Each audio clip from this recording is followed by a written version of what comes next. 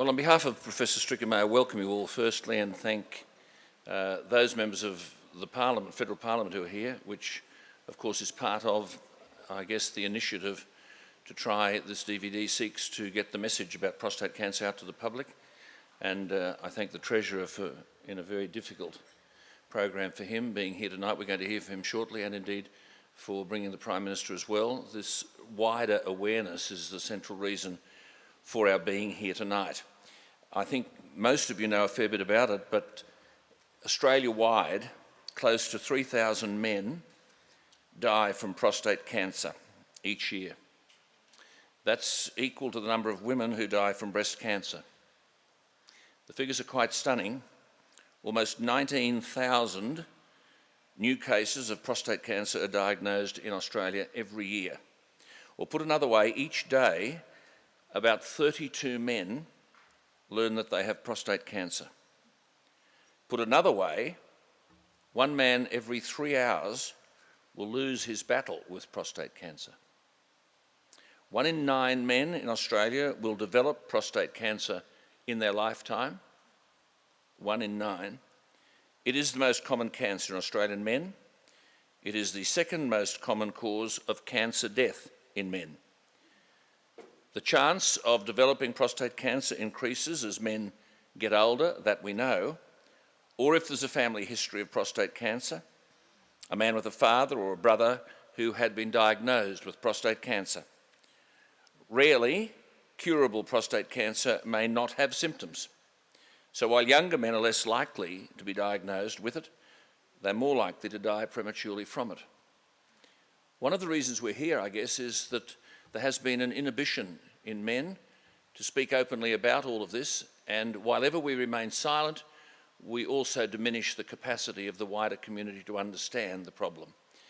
For that reason, one of the best men in the world, Professor Phillip Stricker, from whom we'll hear later, has put together a DVD, and let's have a look just at a promo of that.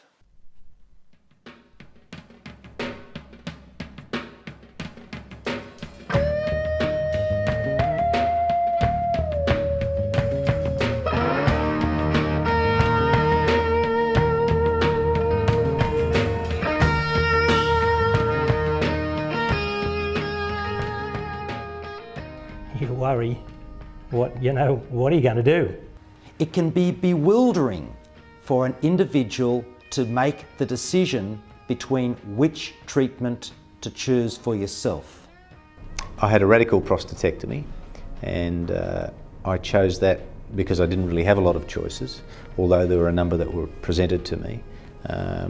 That was presented as the gold standard sort of operation for someone of my age. What appealed to me, being an engineer, I like the idea that robotic was controlled by a machine. I was more interested in quality of life rather than necessarily longevity. I wanted to be sure that the treatment was final. So I decided I'd rather have the whole of my prostate out and finish with. And I decided that, and away I went.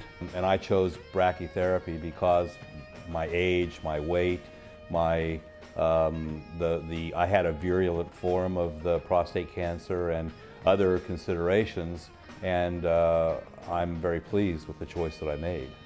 I was clearly distressed about the concept of surgery. The doing nothing wasn't an option. Radiotherapy wasn't an option because of the overheads, and brachytherapy wasn't because I felt that it was all a little strange.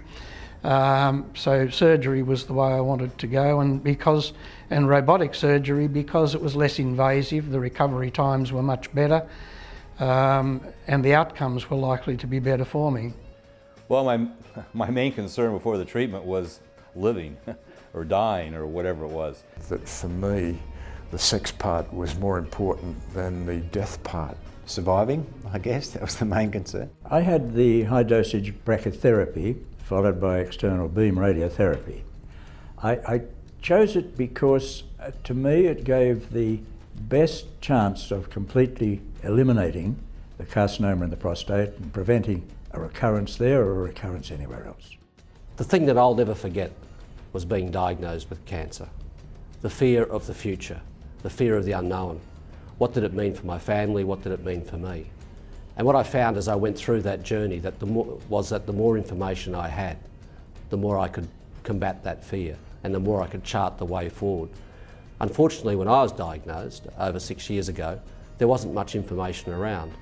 I was lucky. I knew people. I got a second opinion. And through that second opinion, I made my decision. Sadly, many men don't have access to a second opinion, nor to the type of information they need to make informed decisions about their treatment. Men are fearful about the impact on their sex life.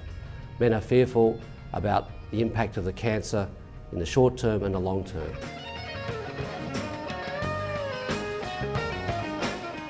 This DVD resource is power. Knowledge is power, and the information here will help you make the most informed decision you possibly can, not only for yourself, but for your family. Study it with them. We're all involved in this together. Everybody needs to know what they're facing. That's why this DVD is so powerful. Well, what a vintage performance by the Treasurer. Hey, well, I'm serious. That's absolutely outstanding, and that is precisely what the DVD is about.